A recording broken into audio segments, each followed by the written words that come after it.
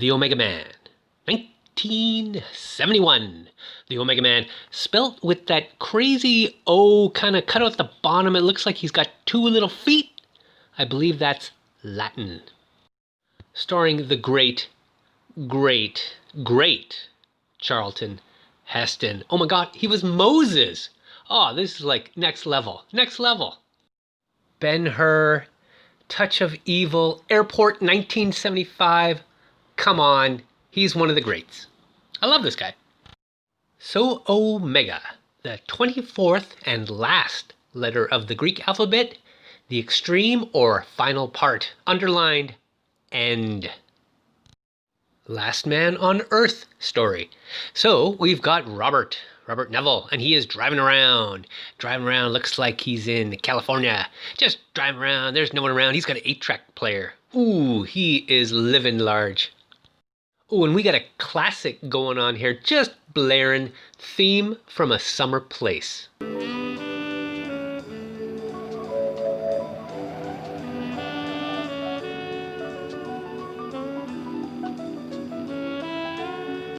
And we get these kind of big shots of kind of empty roads. And we realize, wait a minute, yeah, where are the peoples? There are no peoples. So I think everyone's kind of familiar again with this sort of, again, Last Man on Earth, dystopian future. What has happened, the apocalypse? And I believe there's a Vincent Price movie with the same theme. You know, it's everywhere in science fiction, Twilight Zone kind of stuff. But to me, this is my favorite.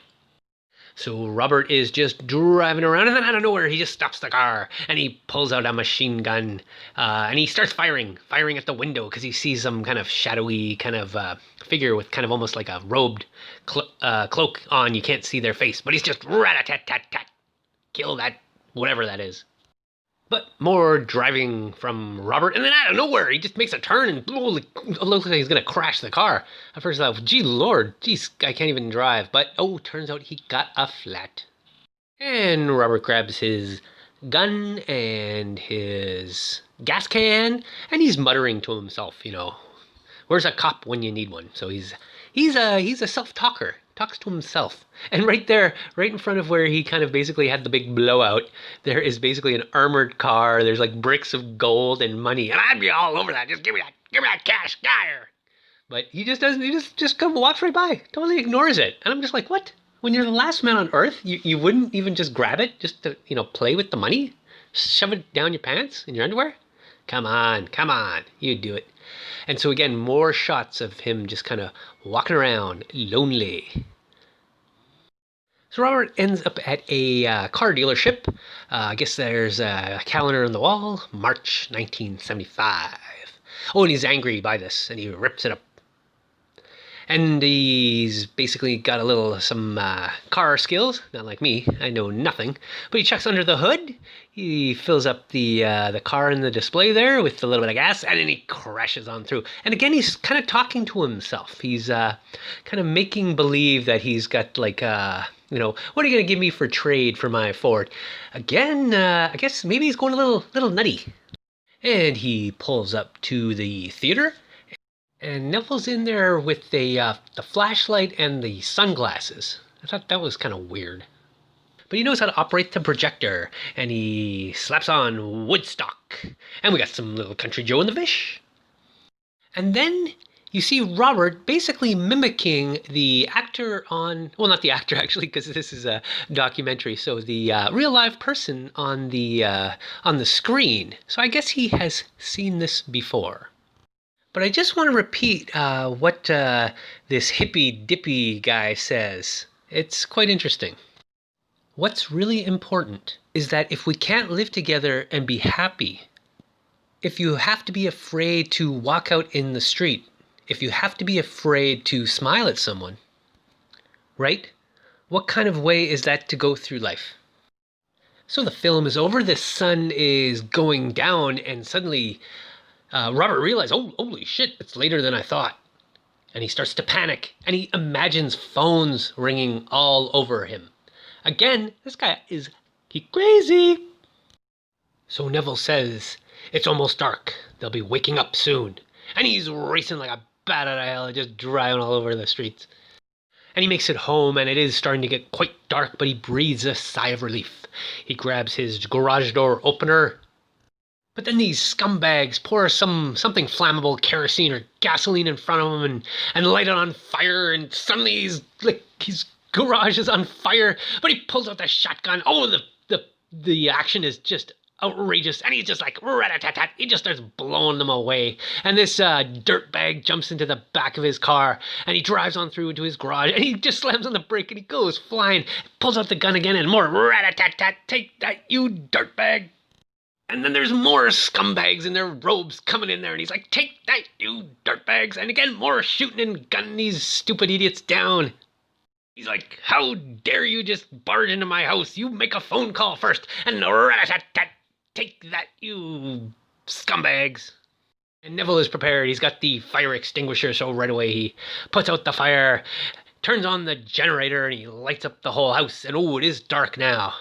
And he takes and he's got a cool ass place. Holy smokes, does he have a cool place. And he got a little elevator action. And he's like, Robert, penthouse, please.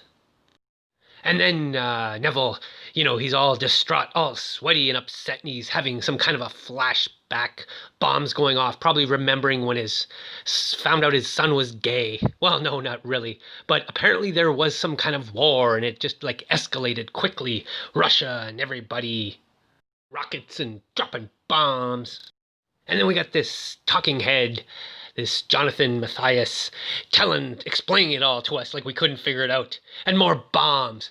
But then he's finally home, and he's got a kick-ass house. I gotta admit, this Neville, what the hell? Nice little place you got there, and he's got a little bus there. I guess that's the guy he talks to and plays chess with.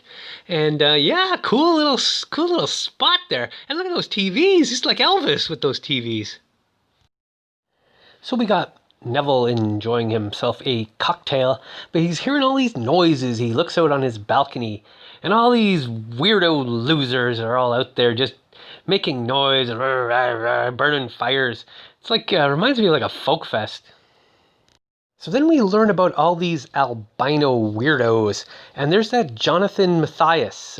Looks like he is the leader, and this is kind of some kind of crazy cult of albinos, and he's all bummed because apparently they lost 3 of their brothers. Like, give me a break. And we learn that they always gotta, they can't stand the light. It's not just the cool look wearing the sunglasses at night. It's just, no, they can't see. Bad eyes. And the soul brother here, he just wants to get that Neville, him and his honky paradise, he says. And I'm thinking, okay, even in the dystopian future, right? Acting a little jelly, right? Boogie is boogie. He's like, let me just get that firepower, like those guns, and let's just blow his ass away. But then we learn that Matthias is just like, no. Suddenly this cult, they're Luddites. They don't believe in technology, right? They're anti the wheel or something, right? Losers. And then more flashbacks. So it was apparently a war with Russia and China. And the dreaded germ warfare and all these great camera shots, great angles, swooping in, zooming in. And everybody's just dying instantly on the street in their homes, pumping gas. Policemen just falling dead right in their cop cars. And then there's a shot in the hospital. So not everybody's dying instantly, but it seems like the majority of people are dying instantly. And even Colonel Robert Neville is watching this Matthias on television, and even before the apocalypse happens, he's complaining, acting like a Luddite. Oh, the technology is gonna be like the end of man. But it looks like Neville is some kind of doctor colonel, and he's got some kind of experimental 93B71 vaccine, and he's, let's test it out. He gets in a helicopter. He's got to deliver it somewhere. And then the pilot It's got like this serious migraine, and then wait a minute, maybe it's that germ warfare. And when the helicopter starts spiraling, and even Neville, he's got the migraine too. And oh no, wait, it's probably that germ thing. And basically, the thing just spins and it crashes, but somehow, and thank goodness, Neville, he crawls out and he gives himself the shot of the vaccine, almost like a guinea pig. And here we get the family in Matthias with the famous line, "We shall cleanse the world." And this was a song on the Revolting Cocks, Big Sexy Land. I remember listening to this in high school and thinking it was pretty good. But now when I hear it, it just sounds boring. But we got the good samples here. We got the Omega Man samples there. And I think they even sampled that martial law is now nationwide. So these Luddite losers, they don't want to use anything like technologically inclined, like a gun or something like that. Oh, but they'll wheel out this like kind of ancient catapult that they've built. Oh, I shake my head. Nonsense. And here is Neville, and he's all dressed up, right? It's Sunday. He goes, I always dress up on Sunday. And he's got the hi-fi. He's putting on the lounge music, right? He's got the candles lit.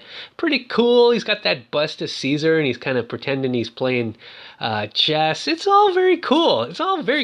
But the action still, it just won't let up. So they got fireballs, catapulting these fireballs. And one shoots into Neville's apartment there, but he's got the fire extinguisher, and he quickly puts out the fire on the drapes, and then he pulled out this gigantic machine gun rifle with the scope, and again, and they all go scurrying away. Just relentless action. Oh, terrific. So more muttering to himself, Neville, as the camera slowly pans back out onto his balcony. So these kind of really cool crane shots. There's lots of these throughout the films. A lot of interesting camera work. Kind of cool. Kind of reminds me of Kubrick a bit. And you gotta just think like, oh God, he's got like the worst neighbors in the world. You'd think like, find a new place to live. Good Lord. So the next morning, Neville's out there in his tracksuit, and he's doing his exercises, running with his gun. But it turns out he is actually mapping out his city there, and it appears to be Los Angeles. And just basically going around, he's looking for what he calls the nest. Where do you hole up? And apparently they're kind of on the move, which now it seems kind of pointless. Like, why are you doing this? If they basically stay in one spot and then kind of move along once they've kind of ransacked a grocery store or a neighborhood. But whatever, he's been doing this for 2 years, and he's like, if only I can find the nest, then I can rat-a-tat-tat you all. Especially you, Matthias. And again, more of these kind of big zoom shots and kind of the far away, kind of again this isolation kind of feel they're trying to create. So Neville goes into this hotel, and you see the cobwebs everywhere, and more gore, people just dying right there, dying in their beds. But then he notices, oh, wait a minute, this looks like some fresh groceries, right? Just like not all dried up. He sees like a can of sardines or something. And he's like, oh, wait a minute. Okay, he's on to something. He kicks in the door, and he's like, all right, that jig is up there, Mr. Monkman. Where's Matthias? And then he lifts his head, and ooh, he's dead too. So this little sweep, as he likes to call it, produces nothing. So it's time to do some shopping. Maybe a new tracksuit. Which is a good idea, because he's like, why do laundry? This one's all sweaty. Just get yourself a new tracksuit. And then Neville wanders into the girls section, and you're like, what's that all about? I could see this. I could see that. No women action. Yeah, and he's checking out these mannequins, and he's about to grab one, and I'm just like, oh boy. But then he hears a noise, and he turns quickly to look, and then we see, something a little fishy going on there. And as he squints a little harder, he's like, oh, wait a minute. We got Pam Grier over there? We got a little Foxy Brown action?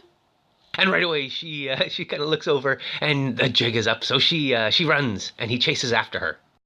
But this sister, she's fast, and right away they're out on the streets, and he's looking, oh, there she is, she's ran into that park. And he chases her into the park, but good Lord, she's speedy. And basically Neville gives up, and he starts kind of even doubting. He's like, did I just hallucinate that? He's not even sure. Maybe it's time for a drink. So he finds a bar and he puts in the 8-track again. And I'm just kind of curious. Wait a minute. It's like, we got electricity here? What? Why is the. Or is he just like. Or am I pretending to hear this music? But it doesn't matter. He's drinking the booze and somehow the tape player is working. And he hears a noise. So he heads down and it's got like a nice little wine cellar. Like kind of cool sets here. He's got his flashlight. He's looking around. Oh, and there's one of those dirt bags. He's hiding in the shadows. Oh, in the shadows. And then suddenly he's on top of all the wine there, and it comes crashing down on Neville. And then a whole bunch of these scumbags all just jump around him, and he is captured. And the head dirtbag Matthias there, he's like, preaching to the flock, to the family about like, oh, he is the scientist he represents. He's different from us, right? He doesn't have the mark. He doesn't have that albinoism, and so he is from the past. And we got to make an example of this scientist, this destroyer of the world. So Neville is in a little bit of trouble. But then he gets a little one-on-one time with Matthias. And Matthias is all like, you're the reason, the world blew up. Blow up, right? The scientists. Never blame, like, the oligarchs, the billionaire class. No, it's the scientists, right? And basically, he brings in the family, and he says, oh, he's confessed it all, kind of kangaroo court kind of style.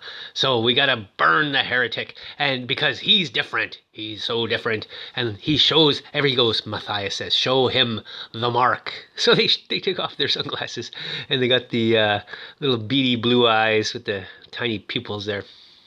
Freaks. So let's have a good old-fashioned heretic burning, right? Everybody's like, evil, evil. And I'll be honest, rather than kind of like, kind of the Salem witch trials or something that, like these were like kind of fanatical Christians, these guys remind me more of like liberals, I'll be honest with you. Oh yeah, just brain dead crazies. Death worshippers, really, if we're going to get into it. And then boom, suddenly the lights go out, just as they're about to set Neville on fire, and everybody's like, ah, like a cat, And then there's this like jackass in the distance. He's kind of running, kind of crouching, shooting across the the field there, and he starts rescuing Neville. And he's got this crazy like kind of like pilot's kind of hat and goggles. Like it's like Rocky the Flying Squirrel here. But regardless, he is saving Neville, so that's good. But it turns out his name's Dutch, but he throws him in this room, and there's the funk soul sister, and she's talking the jive, talking the street, Zip you mother, if you know what's good for you. And this afro-headed, trash-talking biatch, basically gives bangs Neville in the head with the gun. Jesus, easy, lady. Meanwhile, Dutch is throwing all these flash grenades, screwing up all the dirt bags. And now Coffee over here with the gun is like, Neville, okay, get the motorcycle, you fool. And let's go for an escape, right? Jesus, she's just like so rude. I'm like, come on, so rude. So we got more like motorcycle double action going down like the stairs. I was like, oh my god, I just did the Viva Knievel. What are the odds? And more flash grenades are going off, and I had to get a shot of the stunt doubles. Oh, it's pretty good. I don't, they kind of go by sort of fast, but it's slow enough that you could tell. I think this just makes the movie even better. I love seeing the strings, the UFO on the strings. Oh, this is the best. I love it. And so finally they're like, okay, we got to make a break for it. They're like, they're blinded, so they shoot past all the scumbags, and of course they leap over the car. So I mean, geez, how many times have we seen this in my last couple of videos? Weird. And so they make a break for it, and they're successful, and they've escaped. And now it's the next morning, I guess, or at least the sun is up, and they're driving down the highway, going off to some kind of secret location, the hideout. Black Betty here just can't stop pointing the gun. Getting a little tiring, but she's taking Neville to their little hideout in the hills, far from the city. And we got a bunch of kids. We got Tommy there on the machine gun, and oh my God, we got like more kids and chicks. Yeah. and more kids up on the hill. And Neville's just like, what? What the hell? I thought I was the only one. So this dirty little hippie goes up to Neville, and he kind of, when he reaches out to kind of touch her face, she's like, ah! She's got the terrified look. Jesus, you're the one who needs to get your face washed. Come on. And Rocky the Flying Squirrel decides to join the party. Nah, that's just Dutch. And geez, no shirt again.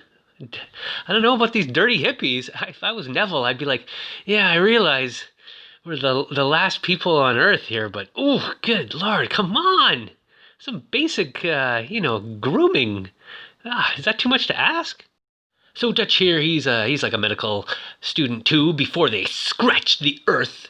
And we get a little backstory about how these people, basically everybody's, infected, right? And sooner or later they turn. And one of their little hippie gang there, Richie, he's starting to turn. And sometimes it takes days, weeks, and hours. Sometimes like in an instant, he could turn around and become, one of those albinos. And Neville kind of explains to these hippie bums that, like, oh, not everybody has the plague. He's like, no, I got a vaccine, you bozos. What do you think? Not like you. And so everybody knows from watching television that, if you're immune, you can make, a serum with his blood, right? And he could cure everybody. And there's Richie, and he's already starting to look pretty ugly. And so they think, okay, well, we'll take him back to the city, back to his apartment. And that's why Neville never left. That was his home before. And he says, it was my home and I'm staying there. No dirt bag albino is going to make me leave. So they hop in the truck. And they're taking Richie to Neville's place, and there's Dutch. This guy, he's crazy about like the headgear. Hey, he's got to be all of Mr. Fashion, eh? So Neville tells Dutch about the time he captured one of the albino zombie peoples, and this guy was fighting back and basically trying to run his experiments, and he had to body slam this little jerk, and he said he didn't quite work. Didn't quite work. Died a horrible death. But as they say, you want an omelet, you're gonna have to break a few eggs. So Dutch puts Richie in the spare room, and Lisa is impressed with Neville's crib. Maybe this peckerwood cracker honky ass ain't so bad. And when she sees that the spare bedroom is basically kind of just a storage, boxes and stuff like that, she says to Neville, I can see you weren't expecting us. And in the shadows, Neville turns to her and says, well, I wasn't expecting you. Oh, and Lisa's starting to break. She's starting to crack. I think we see like a little smile here. Oh, so she's starting to sweeten. That's right, you sweeten. So they're injecting Richie with the serum, the antibodies, all that kind of jazz. And Dutch is gonna go back, watch out for the. Basically, you got like the Manson family, right, living up in the hills, crazy cult, and that little girl, right? She was all freaked out, right, with Neville, but now she likes the guy, and she asks him, like, she starts talking about the devil. All the kids believe in the devil and these zombies, the Legion. It is pretty cool, actually, because you can make that connection. And she asks, pretty poignant moment, are you God? And Neville doesn't even answer. And Lisa's gonna stay behind because Neville says, I'm gonna need some help, doing all this stuff with Richie. And Lisa's all like, yeah, that's all we are to you, the help. Honky ass crack a peck of wood. Now she's cool with it. Like I said, she's starting to sweeten, and I'm telling you the truth. When boom, Queen Latifah over here, she says, let's take a break. Woo woo woo. And Neville's thinking, damn right. And no bra, too. Woo. So they head to the living room, and Neville pours himself a drink, and Lisa turns on the hi-fi, puts on a little loungy music, and Neville takes a move on the old chessboard, and he says to Julius Caesar, right, the bust, he says, your move. And Lisa turns to Neville, and she says, I already made my move. Ooh, was spicy. And oh, they're living it up. I mean, check this out. Look at this spread. I mean, okay, I think we got some caviar there on the right. I'm not 100% sure, but we got the grapes, right? The apples. You can see the upside down bottle of champagne there. Now he's pouring the brandy, or it could be cognac, which I guess is maybe some kind of brandy. I don't know, but I said, doing it right. Not bad, not bad at all. Neville, he's got moves. And Lisa kind of gives her backstory about basically her and Richie were basically holding up in a back of a furniture store, right? They didn't die right away from the plague and the germ warfare. And she said this Matthias was like ringing a bell. He was roaming the streets, so she actually joined the family. Hung around with them for a while, kind of, this is after kind of the anarchy and the breakdown of the army, and helped bury the bodies. But then she started realizing the family was all turning and they're all becoming albinos, and they were still, they kept the pigment, they kept the soul, if you know what I mean. So they just ditched. They got out of there one night. But she doesn't really explain how she met Dutch. Very strange. But Neville's like, okay, you know what I'm after. No, I'm just kidding. He's pretty subtle. And but yeah, no, the seduction is working. And oh yeah, they go in for the kiss. Oh, the lights go out. I'm like, what the hell? I'm like, damn. Lisa said, oh, the family. And Neville's like, no, I'm a jackass. I didn't put enough fuel in the generator. Ah. Quick moves from Neville here. He throws a machine gun to Lisa, and he jumps into the elevator, removes the top, gets on top of the elevator, looks down the shaft, and he starts making his way down the elevator shaft. And right away, Matthias and Tone Loc over there, he's like, I'm gonna climb the building, and I'm gonna kill him with this spear. But he's actually packing some heat, so not everybody's a Luddite, So there is the grappling hook, and Jay-Z is shimming his way up the building, and he gets to the first level, right? Neville's on the top floor, penthouse, the fourth floor. And meanwhile, Lisa, she's freaking out all alone in the apartment there, and she's just like, oh. Neville gets to the generator room and quickly fills it up, and he turns on the generator, and the lights go on. And Snoop Dogg there is acting like a cat, and he's like... And so do the rest of the family, the rest of the dirtbags are all like... But Lisa's a little bit nervous. Lights come on, so she grabs the gun and she waits at the elevator as the elevator opens. Oh, and it's just Neville. But right away, he pulls out his little machine gun because he sees albino Busta Rhymes with a gun and all this firepower. But of course, he just guns him down. He's got the drop because he can't see. He's blind. And he goes tumbling out the balcony and falls. And lands on the spikes on the fence. Oh, that was good. Oh, a little extra pain on top of the pain. Now, of course, all this display of just power and bloodshed.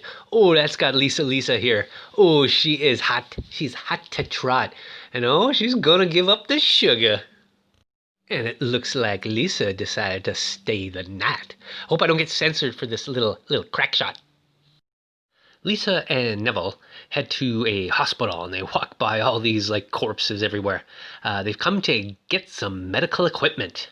And then Lisa sees a calendar on the wall, and she's all upset. Geez, these people, they hate calendars or something. Weird. Neville's got his shirt off again, and Lisa is playing nurse, and she is, tying the tourniquet, and she's drawing the blood. So we got all the fancy schmancy machinery going on, and the serum, and who knows, and they're pumping it into Richie, and here they are flashing a little light into his eyes. And Richie's like, oh, okay, enough already, okay, all right. But Neville says, oh boy, a week ago you would have been climbing the wall, so clearly we're getting some progress. And that's right, so here's a close-up of Richie, and he says, oh, great line here, he says, I'm beginning to see the light. Well, I'm beginning to see the light. So it's probably been a couple more days, and now they've decided, okay, we're gonna get out of here. We're gonna load up the Jeep there, take all the stuff we can, stuff we need, get Richie, and head for the hills. Pick up Dutch and those other kids, and that's the big plan. And Lisa decides to go shopping. She's like, "Ooh, gotta get some funky new outfits." Neville says, "Do you have to? Be careful."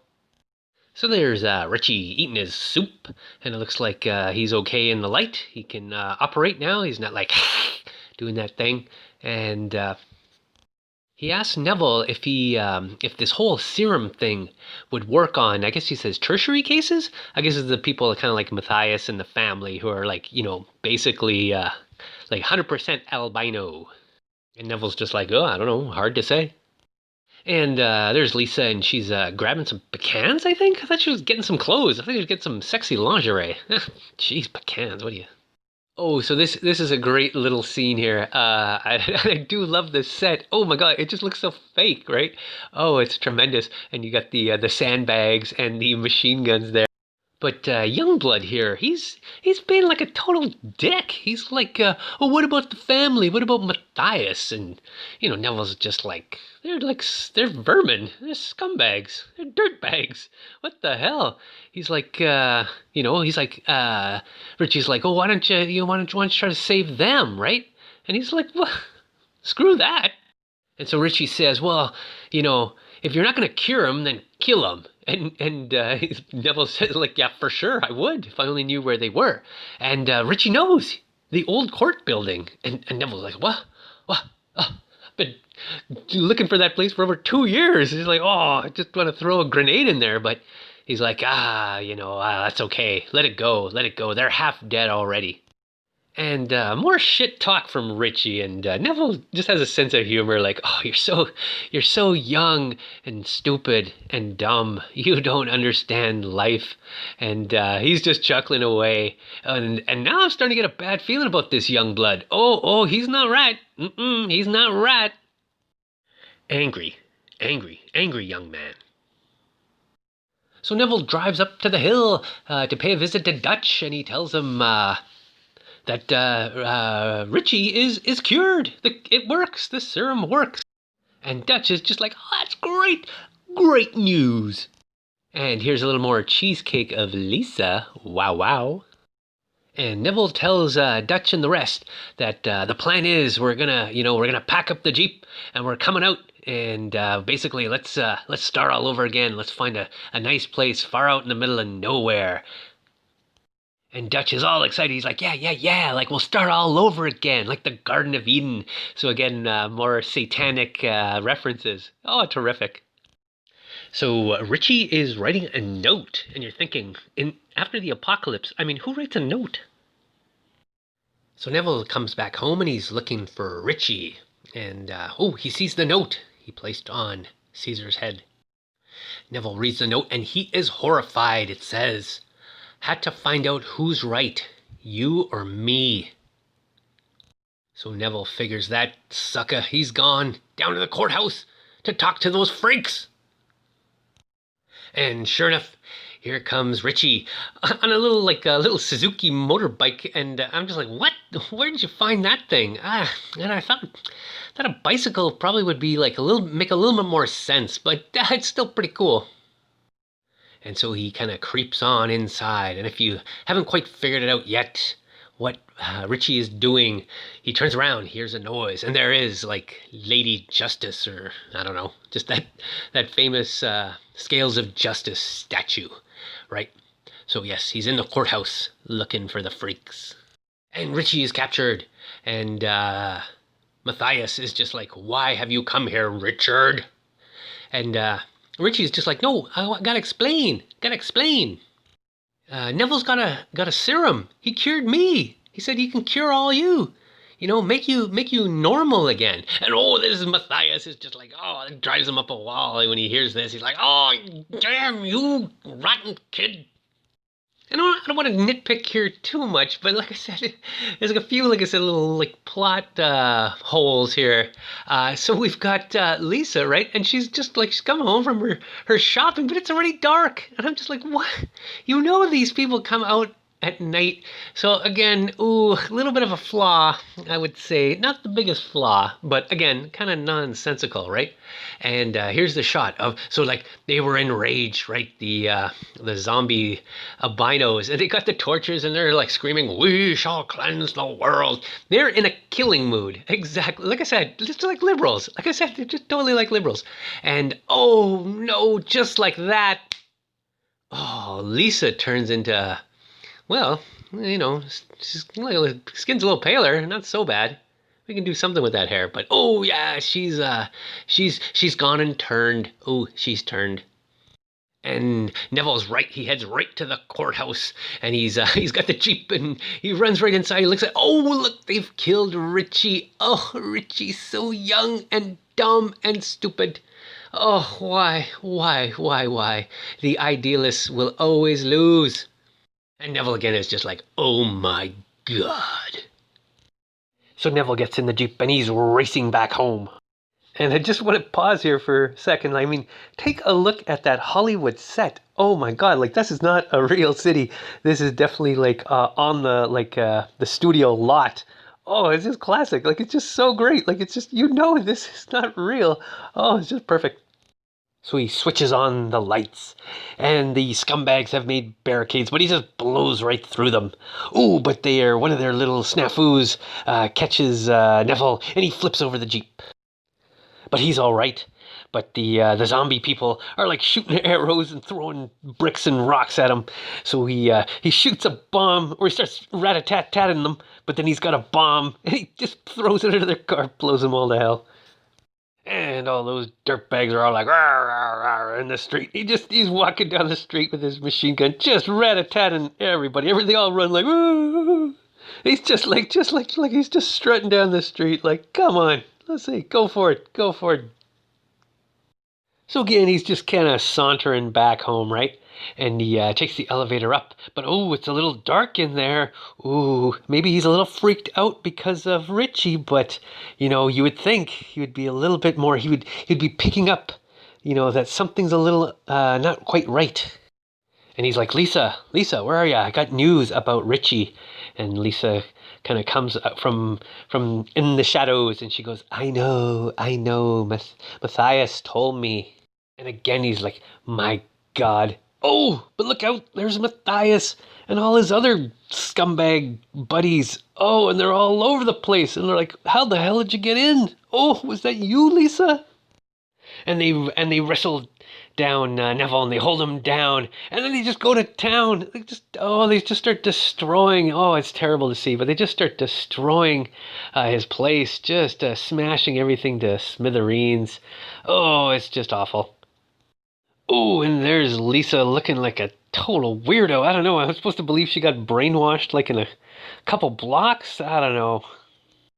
So they've destroyed Neville's place right in front of him, and now they tell him, now we're gonna finish you off. And this is where Neville finally he makes his move, and he manages to grab a knife, and now he's got Matthias, and he's like, and everybody's like, get back. He reaches down and he grabs the serum from the little bar fridge. Very convenient. And then he just pushes him away. He grabs a gun, and one of those scumbags goes after him, and he goes, oh, rat-a-tat-tat, and he takes a, take that, you dirtbag. And he grabs Lisa and he throws her in the elevator, and she's all like, ooh, like, what you been smoking there?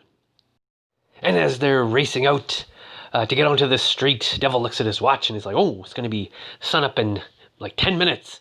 So again, we get this weird, the timing's a little bit weird, but I don't think we got to think about this too much. And, but again, Lisa's just acting all weird and crazy. She kind of like doesn't want to go with them. And, it's kind of, again, doesn't make a lot of sense. And then Matthias is up there on the balcony. He's like, Lisa. And she looks up over at Matthias up there, and she's like, oh, all enamored. Like, oh, he's like my guru, right? Like, just instantly in this cult. Oh, and Neville's gun jams, and he's like, oh, man. And meanwhile, Lisa's like, ah. And Matthias, he finds a spear, and he throws it at Neville. Oh, good shot. Jesus. Ooh, ouch. Yeah, Neville, he knows he's done for. He pulls out the spear and he's just bleeding all over the place. And we get kind of maybe a little bit of an explanation here from Lisa. She says, "Robert, you're evil," and she's like, I'm part of a family." But it's morning now, and they're singing a song. It's Dutch and the kids, the Manson family. They've come down, and they're like, "Hey, what's going on? Why didn't they show up?" And oh, and there he is, still standing, hanging on to that weird sculpture there. Neville, he's bleeding out, but he's still alive. And Dutch is all shocked and just saddened, like, "Oh my God, what happened?" Neville doesn't even speak. He reaches inside his jacket there, and he pulls out the serum. Oh, and Dutch grabs it as it falls, and oh, he's like, "Oh, whoa, that was a close one. Oh, good sweet Jesus." But Neville says, "Lisa," he kind of moans, "Lisa." Oh, and they find her. She's just on the ground there, kind of trying to hide from the light. But and it's weird too, as she's kind of as Dutch picks her up and kind of walks her by. She's like, oh Rob," as if like suddenly she's come to her senses. Ooh, I don't know, woman. And Neville can't stay on his feet any longer, and he falls into the little pool sculpture. And basically, this is the final shot. We get the well, not this one, but we get the hat, the Colonel hat, and then it kind of zooms out, and we see the Christ-like pose of Neville, and of course Dutch and the kids are off to start anew, way off in the middle of nowhere. Oh, there's the Omega Man. The ending, fantastic, fantastic. I'm giving this no doubt. A little choppy there at the end, a little nonsensical. Doesn't matter. 10 out of 10. This is, I think, the best one of the Charlton Heston. I call them the trilogy. You got the Planet of the Apes. You got the Soylent Green. And you got the Omega Man. Oh, they're all terrific. They're just like all terrific. Whatever kind of mood you're in, right? Oh, you got to see them all. But Omega Man is my favorite. I just think they added that kind of, that kind of urban vibe. They got that boogie in there, and that to me makes it a little bit better than everything else. But they're all terrific. I'm not going to go through all of it, but yeah, Charlton Heston, great stuff. Omega Man, like I said, a little nonsensical at the end, but that's okay.